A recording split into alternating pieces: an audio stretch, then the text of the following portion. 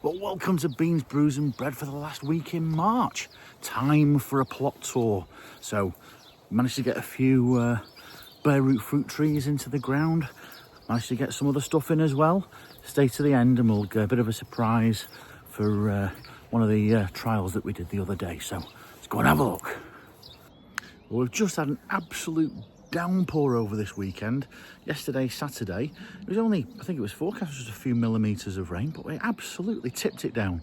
We really needed that because it's been so dry the last few weeks. Anything we've had to put in the ground is sort of, you know, any sowings or transplants, we've had to keep on top of the watering, just make sure that we use the water from the water butts because the water hasn't been turned back on for the plots yet until we pass the last frost date, just to try and keep things going.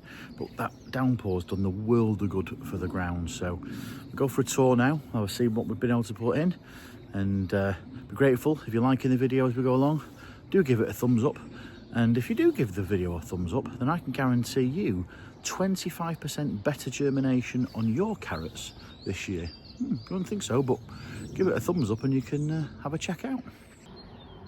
So first things first, we managed to finally get the front plot sorted out, and we've managed to sow 3 rows of first early potatoes.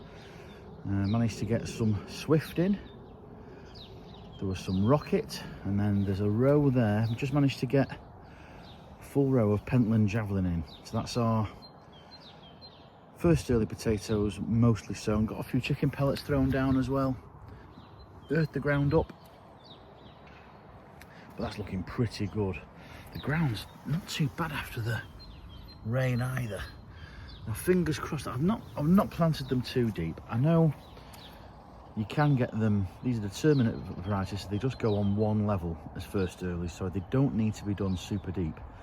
But I have left quite a bit of space, about 1.5 feet, maybe 2 feet, maybe on that second row there between them, just so I can hill them up if they do, you know, pop their heads up before the last frost date.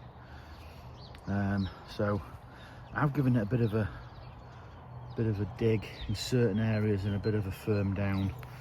I'll have another row of maybe second earlies, then maybe some salads like a Charlotte, and then maybe just 1 row of main crop. That's Alouette we've got.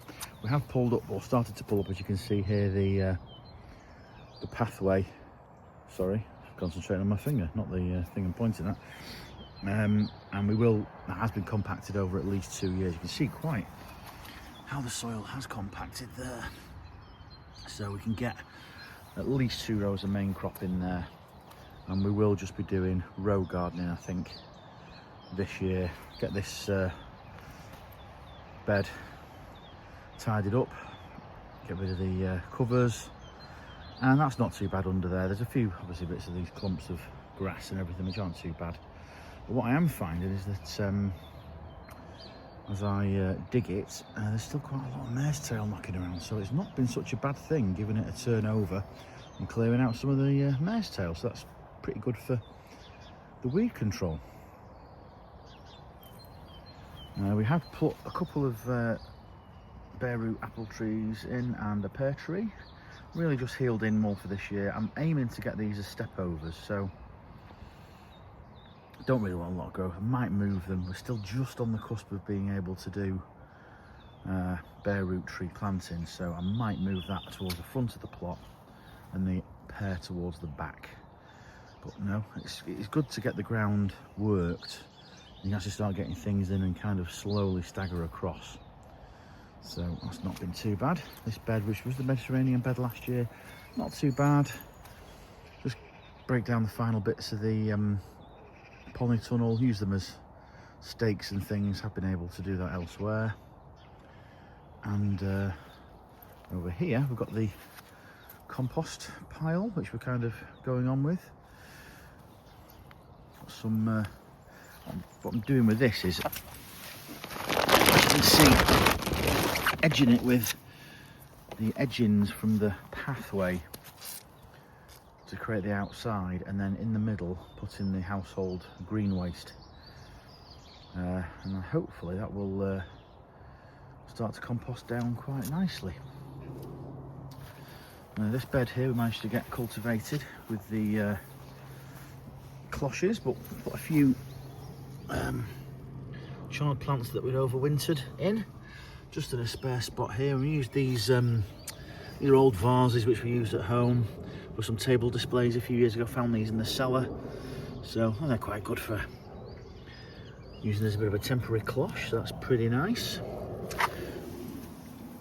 Down here we've actually got the, now this is the thing about starting things early. Let me look at this, right, so this is the peas that are direct sowed 2 weeks, this is Meteor variety, 2 weeks after I put these, which had already germinated, in the mini greenhouse at home. As you can see, the ones which were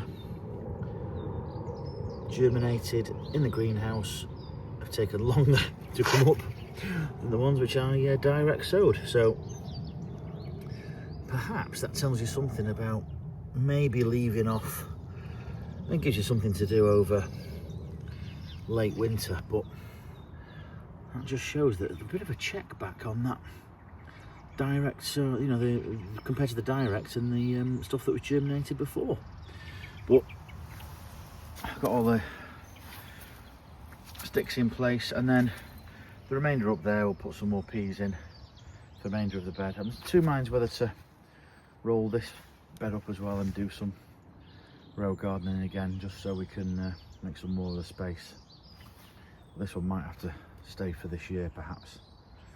Now round here got the cloches, and if you're watching on Instagram you'd have seen, that's a great picture, that's the germination of the tom thumb on the left, and we should in theory have a row of spring onions in the middle, but I don't think they've germinated very well. And then over here got the radish, but that has come up really nice, so a bit slow on the germination for the spring onions. I might have to do some sowings at home and transplant them.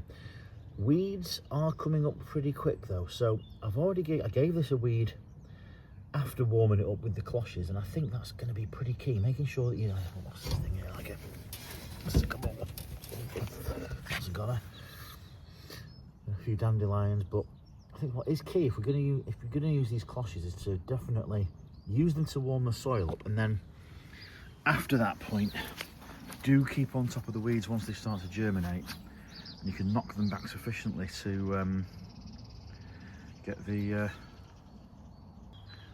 plants you actually want to sow up. But that's not bad at all. Now from here to some transplants of spinach. That's a mixture of Matador and Melania. Don't know which ones was which because I accidentally tipped the seed tray out onto the path. So I can't really tell you which one's which there, but we've got a mixture of spinach, and that has really come along. After transplanting under this cloche, it's done really well. So cloche transplanting working very well again. Here, what a great germination on some Chima Rapa. 3 rows of that, and I have again tried to sow in between, so we're going to have to work out which is the Brassica type seedling from the Chima Rapa and which one of the weeds. So I've got to start thinning those out pretty soon. But we've got 3 rows there. As you can see, the water does come in quite nicely from the cloches. You don't have to remove them to water them, but you do get, as you can see, water comes down the middle from the apex of the barn cloche and then comes in from the sides. So like I say, you don't have to move them to water them. Then here we have the first transplants of the broad beans. So we've got 3 rows again in here. There's another cheeky little sycamore seedling. But yeah, again, just to keep on top of the weeds again. And then these were direct sown, just coming through now. Again, Aquadulture Claudia. I think this is all we'll do this year, just this row we eat probably more peas than we do broad beans, more use out of peas as sugar snap. So the remainder of that bed there will probably turn over to a row of podding peas and probably some sugar snap. After that, we've got a great set of developments on the Allium bed. So I did put some, you see here, some small herb plants in. Just try and mix things up a little bit, because the edges do get very weedy, and I think if I have something in there just other than just the edge of the plants that I'm growing, I think some herbs, I think in some places, are not such a bad idea. So that's that for the herbs. And then we've got the elephant garlic at the back, doing really well. A row of garlic after that, and then nice row of garlic there. We've got the shallots looking absolutely brilliant. A few maybe not come up there. There's a patch there, a few haven't necessarily done so well over winter, but I think that's a brilliant survival rate for autumn sown alliums. We did give it a dressing with some chicken manure pellets, really balanced NPK. That was really good. And then we've got some white and we've got some red onions here.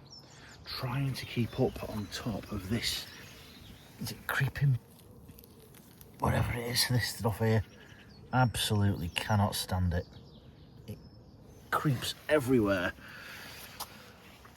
So trying to keep on top of that, as well as the other weeds, is a challenge. But you know, a little bit of hand weeding, you know, I think using some of the hand trowels and the oscillating hoe in between them and a swow would have actually been pretty good on this bed as well. Did a little sowing of some carrot here, just in between, bit of a trial really more than anything else.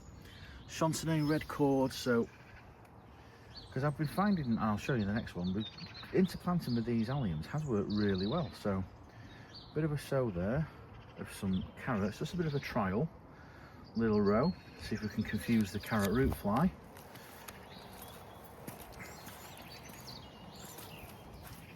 And then over here we had where we put the cloche first to get the ground warmed up. Look at that, brilliant stand of radish and lettuce. Got Tom Thumb on that side. And I think there's another variety just on the other end there, which is, look at them, absolutely perfectly spaced. I'm going to give them a hand weed, I think, in a day or so time, but that I'm really happy with. So those glass barn cloches over there, put them down first, warm the ground up, give them a weed, then do your sowing, and then once they've established, I removed that cloche. And okay, we've been pretty well served by the weather, but that's just absolutely romped away. That intersowing there with radish, lettuce, and just lettuce. So after that, the Tom Thumb had some starts which I transplanted at home. Again, just a row right on the edge. Why not make use of the space? Again, all the way to the end. Looking really good. Elephant garlic's gone really good as well. Look at this, that's so strong. That is an absolute monster already. I think this year I'm going to try and harvest the alliums a bit earlier, try and beat the white rot. But very happy with that indeed. It's a little mini brassica bed we overwintered. Does need a bit of a weed in the middle, but this is the purple sprouting, and fingers crossed we are getting some results there. I'm pretty happy with that. They're only short plants, but this one here, look. Here, this one. Nice big stand there, and another one there. Really looking good. So, pretty happy with those. They were a late transplant, don't get me wrong. They should be bigger than this at this stage, but I'm pretty happy with that. I did a couple of rows of parsnip seed tape either side of this bed, and just as yet, I don't think we're seeing anything. It was reduced from B&Q, so the seed might not be that viable, but if not, I think I might do some direct sowing of parsnip here if that hasn't come up. It was a good idea in theory, but I think in practice, with it being slightly older seed on offer, then it was something which was a bit of a chance. Germination, nothing doing in there. And the cabbages, they're kind of coming up. Leaving the biggest, I mean, that one there is not going to do anything. The remainder might just give us something in terms of a loose leaf harvest, maybe. Consequently, I have put some of the walking stick cabbage, which we got seed from online, here, just as transplants. I'm trying to see how they do. May thin them down just to maybe 2 plants. If you've ever grown any walking stick cabbage, do let me know whether they're good to move and transplant. I know you can propagate them from cuttings, but if you've grown them before, then do let us know whether you can transplant them to different parts of the plot, because I may end up moving them to maybe the edge of a bed, and then I suppose it's on the edge of a bed here, isn't it, I suppose. Maybe keep 2 plants here, the one's right on the edge, and then I can use the rest of the bed for something else maybe. But I think that's pretty good. Some of the weedier bits I've managed to fill in these containers from home. I do like these fabric pots. We've got this big square one which I might do some salads in, but kind of using a bit of a hugelkultur style idea by throwing the weediest clods from the edges of the beds which I've cleared so far onto the bottom of this, and then top dressing with some soil from elsewhere. But some potatoes in here, and first early varieties in that, and then we got some bigger ones. I think I put just 3 in each one of those as we went along, so they're again determinate varieties. There is 2 in the bottom of 4 in those ones, so there's 2 in the bottom and then 2 offset. That's 4 in total. There are a few weeds popping up there, so I think I will have to keep on top of that. But the idea is, you know, the idea of the lazy beds, they are, you know, they kind of do break down the grass and roots quite well, potatoes, so fingers crossed that should break down pretty easily. But that's some bags of potatoes there.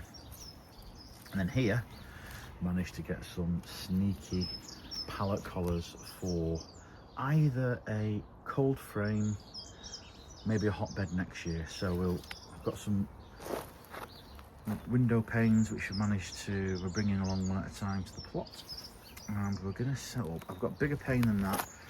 Try and get a angle on the end of these so that they can go at a shallower angle than that. But that's I'm pretty happy we've managed to get them, because I was struggling to think of a way of doing cold frame or raised bed this year, so pretty happy with that. These were in pots, the rhubarb. Tell me, if you know, is that going to be a flower spike? I really hope not, because that means it's pretty much done with. But I'm hoping that's going to be a few stalks of some leaves anyway. Fingers crossed. It may be a flower head. And it's decided it's had enough for months to go to seed, which is a pain. But yeah, that's the plum tree, which we've put. That's going to stay there. I'm going to fan train that one. And there's one other rhubarb that's looking a bit better than that. Soft fruit wise, that's over here. Maybe that one's going to do something. Fingers crossed. Only a little one. But yeah, they were in pots just to try and get some good roots on them, and I just bedded them down in late winter. Hopefully that will give us some harvest. Finally, for soft fruit, we've got 1 red and 1 white gooseberry bushes. Managed to get the bed here in front of the shed dug over and pop them in, healed them in. Fingers crossed they'll give us something. I might actually mulch this with some weed fabric, because it is right close to the hedgerow here, so it's a bit of a pain. There's loads of bindweed root in here, so I do think we might have to do some mulch with some plastic sheeting or something. But yeah, good to get a bit of soft fruit down on the plot at last, so happy we've got those in. And finally for the tour today, we had the results of the first early potato competition, and the first one to come up is Swift. So yeah, here's the Swift, and they've come up first. We've had them covered with some netting that we had left over, with just the right size to put into the top of these containers. So unfortunately the Rocket not quite as fast as the Swift. Could be an issue about how well the chits were developed, I don't know, but yeah, Swift probably expected to be the first ones up, followed by the Rocket, but yet to see what the yield is like. I mean, you don't know, might not be as much on the Swift. Some people have said they don't quite like the taste of the Swift, probably a bit of bit of a compromises between how quick they come up compared to the flavour. But yeah, the Swift has come up first, so we have a winner. So thanks for watching today on Beans, Brews and Bread. Interested to know how things are going on in your gardens and plots for late winter, early spring. Have you managed to get your potatoes in? Are you leaving it maybe until a few more weeks before you get close to your last frost date? Write down in the comments below. Otherwise, if you haven't subscribed already, press the bell icon to get notified the next time we've got the video out. But thanks for watching today. We'll see you next time. Bye.